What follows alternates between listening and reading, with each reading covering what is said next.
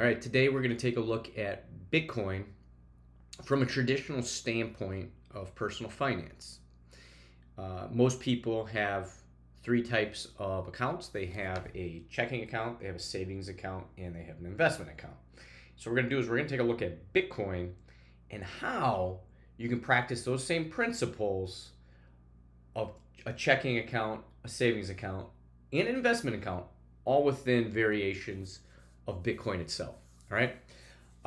And so what we're going to take a look at is the Bitcoin ETF as your checking account, the Bitcoin on cold storage, layer one, as your savings account, and then MicroStrategy as an investment vehicle.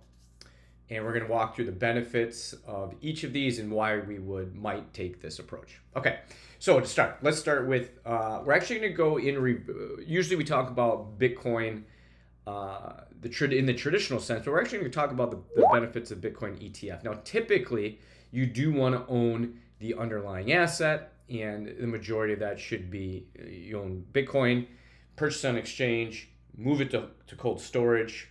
That's the right long-term play, no questions about it. However, there are reasons that you may want to have the Bitcoin ETF. And my philosophy on that is that not that you ever, everybody says hold Bitcoin forever, do not sell, which, yes, I agree with. But if somebody were to say, I want to be a Bitcoin maxi and move completely out of fiat, well, in order to survive and pay for groceries or gas or whatever you need, you will need to convert that Bitcoin at some point into fiat to operate in the world, because not everybody currently accepts Bitcoin today. So that would be a checking account. And the reason that would be beneficial is, yes, the Bitcoin ETF tracks Bitcoin's price up and down, all that kind of stuff, pretty closely. There's always going to be a slight variation, but it's pretty accurate and to the point. So you're going to get all that upside, etc. Right? Now, here's the thing. Yes, there's counterparty risk and there's all that. But if this is for short-term purposes, where you're putting cash, whether that's a emergency funds or it is, maybe you keep that in fiat.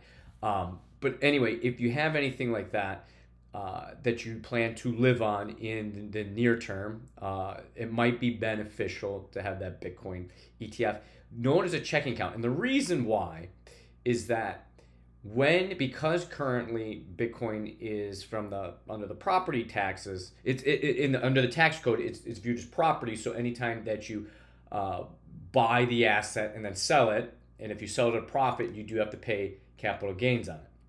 Now, in order to do that, you have to then identify what your basis is, okay? And if you're buying Bitcoin on a regular time frame, it could be more challenging to go through and figure out what your basis, and it's like, what do you want to do, first in, first out, or do you want to go back to the coins that you minted at the lowest price, but then you got to capture the capital gains higher? There's all this kind of formulas that have to go into it. Simply put, if you use the Bitcoin ETF, you're going to receive a statement from your brokerage firm on what your capital gains are, and you'll get the tax form, and all of that's done for you. So it's quick, it's easy, it's a click of a button, you're good to go, right? So that might be a way to do that without complicating or exposing your entire stack, is just put some of the money into a Bitcoin ETF, look at this as your short-term savings account or checking account, and then proceed from there. So that's one approach, right? So it's short-term exposure, it's quick liquidity, and when it comes time, tax time, very simple. The work is done for you. You don't have to really think about it, right? And again, you don't have to expose your entire stack and how much Bitcoin you have, all that. It's just simply, what did you trade? What did you sell? Good to go, right? The next one is the core asset itself, and likely the largest portion of the investment, and that is putting Bitcoin into cold storage, right? And so what you do is you buy it off an exchange, Coinbase, Kraken, like whatever you use, fine, cool. Move it off of that exchange. We've heard the stories of Mt. Gox, you've heard FTX, all this stuff. There's counterparty risk, right? Things have become much more secure, but there's always counterparty risk. Move it off of that and move it into cold storage, Trezor, Ledger, Cold Card, whatever you want. There's a lot of resources out there to help there. Here's the thing. This is long-term storage of wealth, right? You control the private keys, your coins, all that kind of stuff. No counterparty risk. This is the play for long-term investment. Maximize the security. You got true ownership, no ongoing fees, all that kind of stuff, right? You do have to be responsible with your keys and do it in a good manner. But again, the benefit is at some point in time, I believe two things could potentially happen. One is that the tax code gets updated from looking at this as a property, in which there's capital gains tax on any gains that you have, to in the future, it could actually be looked at as truly a currency in which those capital gains may not be there. The other thing is there's going to be likely vehicles in which you can take loans against your Bitcoin. Okay, this is the buy, borrow, die philosophy. So you put up your Bitcoin as collateral, you take a loan out, you use that loan to spend and live your life.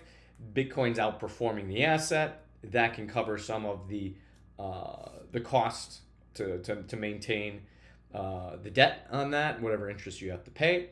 And from there, you've got access to spending the money, but you still own the underlying asset of Bitcoin, right?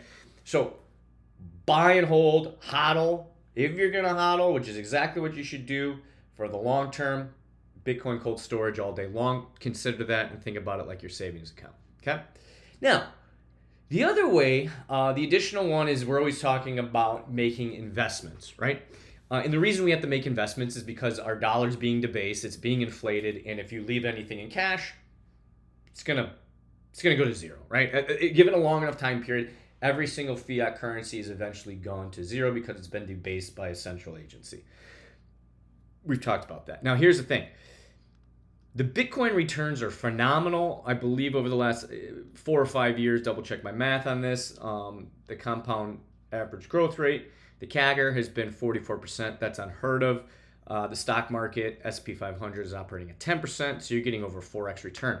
Now, that's why you go into Bitcoin, right? You're getting over 4x return on Bitcoin over the stock market, and it can outperform that. Don't get me wrong; it can do way more than 4x, but that's over a long period of time. That's what we've seen.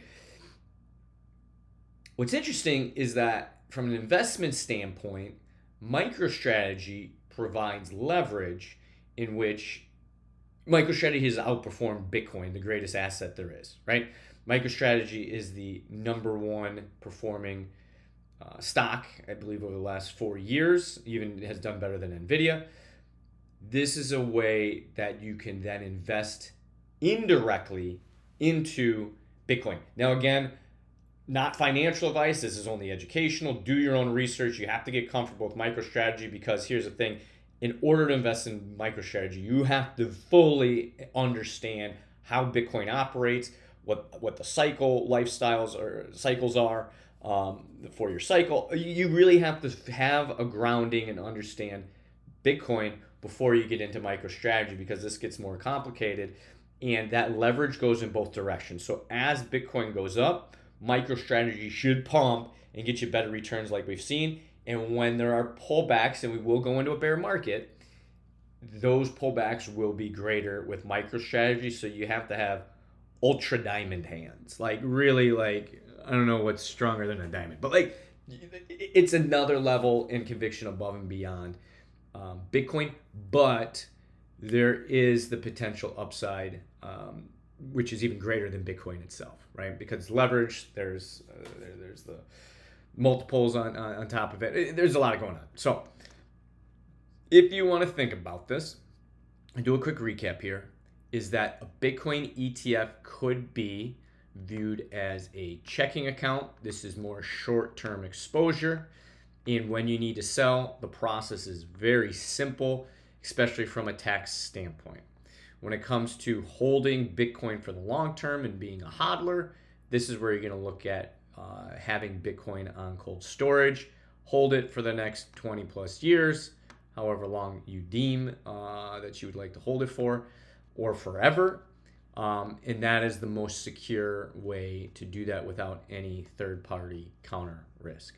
Now, if you want to have additional exposure and invest and get even greater returns, because at the end of the day, at one point, T-bills, treasury bills were looked at as kind of the default, right, of cost of cost of capital. Maybe that's not the right term, but can it outperform a T-bill? Low risk, let's say right now it's 4 or 5%. Anything above that, that's going to be your alpha, and that was kind of the baseline. So then S&P 500, you're taking on additional risk, and at that point, you're getting a 10% return, so 5 to 6% more on top of that. At the end of the day, I think with the way inflation is going and it being so high, the T-bills is almost something like you're going to break even or lose money. So now people are forced into investing in something like the stock market at a 10% return, and then you're forced into something like real estate, which could be 12 to 16, maybe 18%, depending on how you do it, the amount of leverage and debt you have in there. But I believe the baseline now is, how does an asset perform against the S&P 500?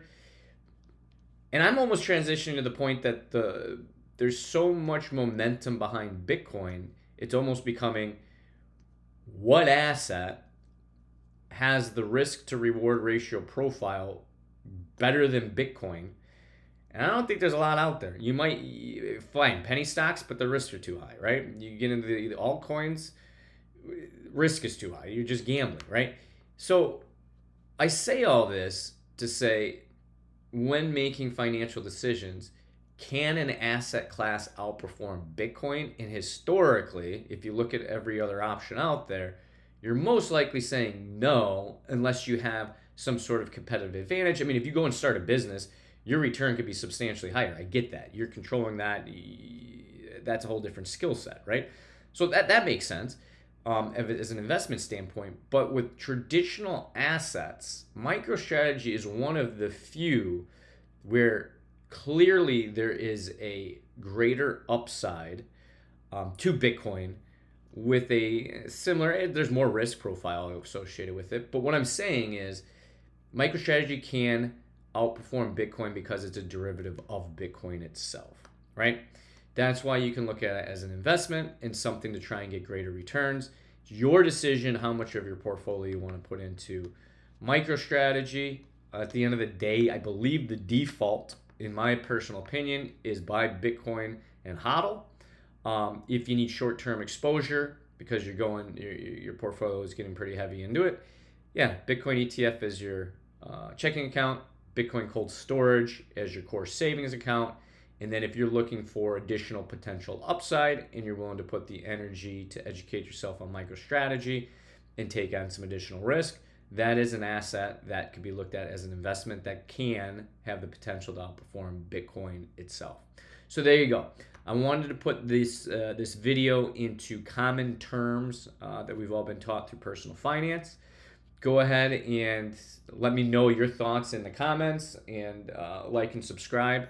And let me know if it makes any sense to consider a Bitcoin ETF as your savings account, Bitcoin cold storage as your checking account for Bitcoin ETF, Bitcoin cold storage as your savings account, and then MicroStrategy for your investment vehicle.